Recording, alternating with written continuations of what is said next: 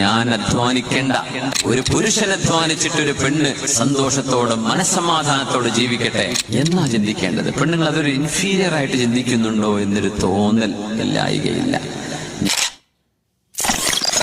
ഒരു പെണ്ണിനെ കല്യാണം കഴിച്ചു കഴിഞ്ഞാൽ ആ പെണ്ണിനെ സംരക്ഷിക്കേണ്ട ഉത്തരവാദിത്വം ഭർത്താവിന്റെ ഷോൾഡറിലാണ് അള്ളാഹു ഏൽപ്പിച്ചത്.